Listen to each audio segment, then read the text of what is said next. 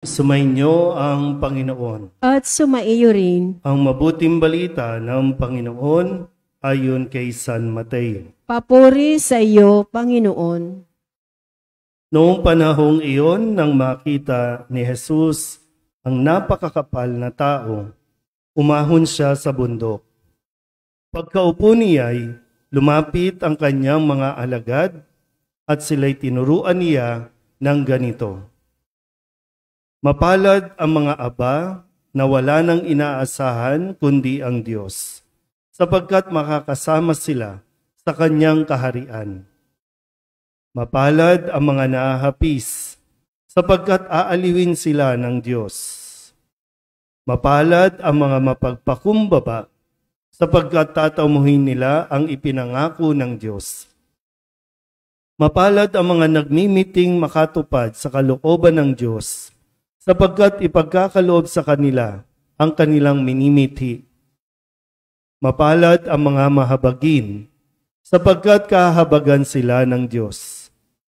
Mapalad ang mga may malinis na puso, sapagkat makikita nila ang Diyos. Mapalad ang mga gumagawa ng daan sa ikapagkakasundo, sapagkat sila'y ituturing ng Diyos na mga anak niya. Mapalad ang mga pinag-uusig dahil sa kanilang pagsunod sa kalooban ng Diyos, sapagkat makakasama sila sa kanyang kaharian. Mapalad kayo kapag dahil sa akin inaalimura kayo ng mga tao, pinag-uusig at pinagwiwikaan ng lahat ng uri ng kasamaan na pawang kasinungalingan. Magdiwang kayo at magalak, sapagkat malaki ang inyong gantimpala sa langit. Gayon din ang ginawa ng mga tao sa mga propetang nauna sa inyo. Ang mabuting balita ng Panginoon. Pinupuri ka namin, Panginoong Hesukristo. Maupo po ang lahat. Isang magandang gabi po sa inyong lahat.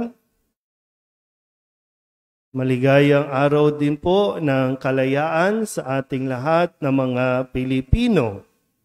Happy Independence Day. Wala na talaga, no?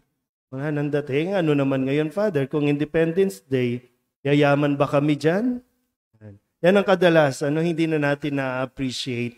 Wala na tayong sense of history, kaya napakabilis natin nakalimutan yung mga taong nagsakripisyo para lamang sa kalayaan natin ngayon.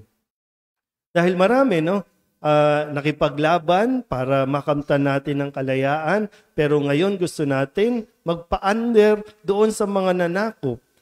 At dati, pinaglalaban ng mga ninuno natin na magkaroon tayo ng sarili nating konstitusyon, sarili nating batas, sarili nating pamahalaan. Pero ngayon, hindi ko alam kung sarili ba natin talaga ito o nagpapakontrol tayo sa ibang Kaya ang mahalaga na itinuturo ang kasaysayan, ang kwento na mayroon tayo, lalo tigit sa mga bata na naririto. Ilang araw na lang, ilang taon na lang, mawawala na yung matanda sa tabi ninyo. Kaya lang, anong history ang iiwanan yan? Di ba? Anong kwento ang iiwanan yan sa atin? Hindi celebrate lang tayo ng celebrate ng Independence Day, pero na-appreciate ba talaga natin yung pagiging malaya natin? Kaya ngayong araw na ito, pinapaalala sa atin, sana makita natin na mapalad tayo. Kasi isa sa mga issue natin, na pag-uusapan na naman, kasi ang sabi nila, tayo na lang kasi yung bansang walang divorce. Para bang, kung titingnan mo yung attitude, nalulungkot, o di ba dapat mas maging yung bang maipagmamalaki mo kasi tayo na lang ang bansang walang divorce. Nalulungkot yung iba kasi tayo wala tayong yung abortion illegal. Hindi katulad sa ibang bansa. Nalulungkot ka, imbis na maging masaya ka.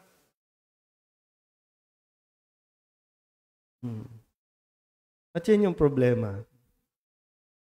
Paano mo tinitingnan ang katayuan mo sa buhay?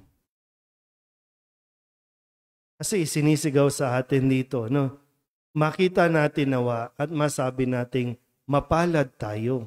Mapalad ako. Sabihin niyo nga po, mapalad ako. Pero totoo ba na masasabi mo yan?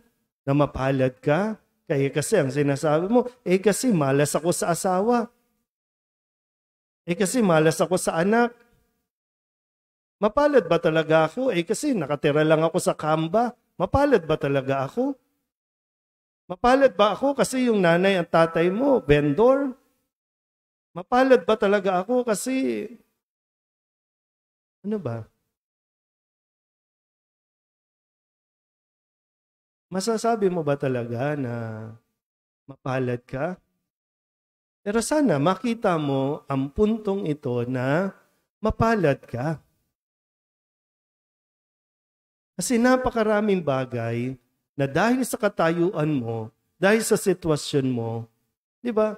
Maraming bagay na po pwedeng masabing mapalad ka. Kung sa katayuan mo ngayon, halimbawa lang po, no? Kung saan ka ba nakatira? Kung doon ka nakatira, halimbawa, sa subdivision, sa isang mansyon, makapagsimba ka kaya? Sabihin nyo lang. Sabihin mo kung hindi siya yung napangasawa mo, mabait ka kaya ngayon? O pwede mas maraming lalaking mayaman dyan, pwede mas maraming babaeng mas mabait dyan, pero kayo no? Kaya lang kung titingnan mo, lagi yung mayroon ng iba, imbis na masabi mong mapalad ako, ang masasabi mo, kawawa naman ako. Kaya lagi nauuwi sa self-pity. Kawawa naman ako, walang pumapansin sa akin, walang nagmamahal sa akin, kawawa naman ako. Pag ganun nga, kawawa ka nga talaga. Kasi hindi mo nakikita na nandyan ang Diyos. Hindi mo kinakailangan ng pansin o atensyon ng ibang tao para maging masaya. Kasi nandyan ang Diyos. Hindi mo kinakailangan maging mayaman, maging maraming pera, kasi nandyan ang Diyos. Nasabihin nyo, naku, buti pa yung mga nasa abroad. Ang swerte naman nila. Pero alam mo yung iba sa mga nanonood sa online, ang sinasabi naman, buti pa sila, hindi niya kinakailangang mag-abroad. Kasi buo ang pamilya. Samantalang yung ibang nasa abroad, nagtitiis, kinakailangan magtiis na magkahiwalay para lamang makapagpadala ng pera. Di ba parang, di mo nakikita mapalad ka dahil hindi ka man nakakapagtrabaho abroad, pero buo kayo at nakikita mong lumalaki ang iyong mga anak. Kumpara doon sa iba, no, na nandoon nga nakakapagpadala ng maraming lato sa kanilang mga anak, pero pero hiwa-hiwalay.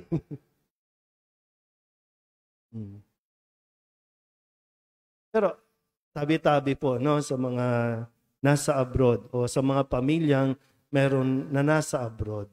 Magkahiwalay man kayo, no? Pero wag nyo sanang tingnan na kayo ay magkahiwalay at hindi nyo na masabing mapalad din. Kasi baka gamitin natin na nasa abroad tayo kaya pinababayaan tayo ng Diyos.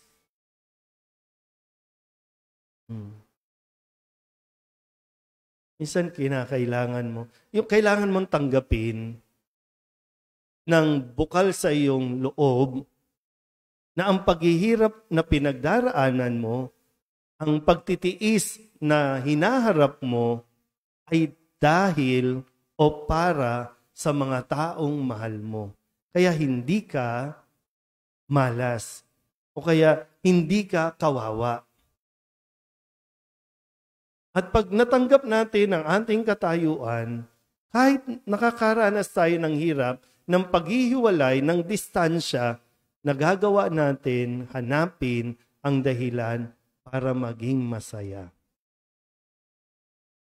Kung sakaling ikaw ang may sakit, baka pwedeng makita na at least ikaw ang may sakit, hindi yung anak mo.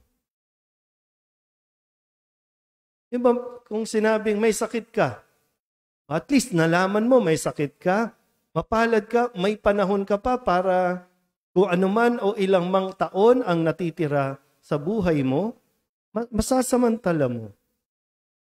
Hindi mo na ito sasayangin.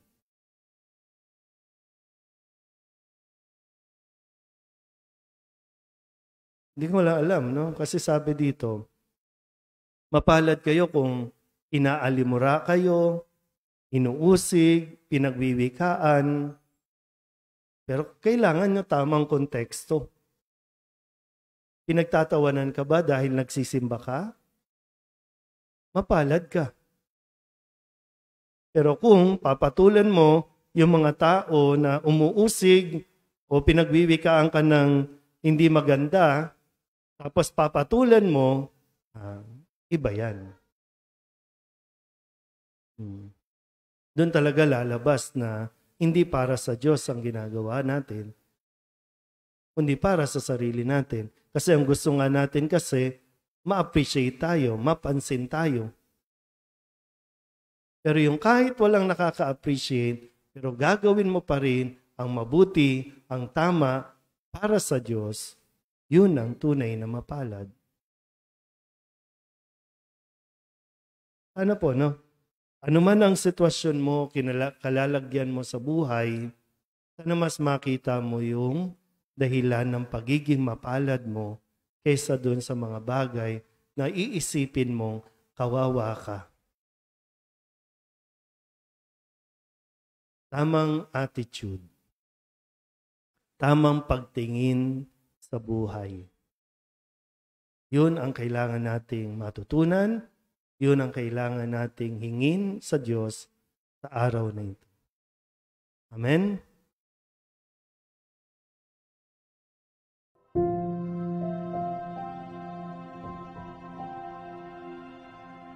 Thank you.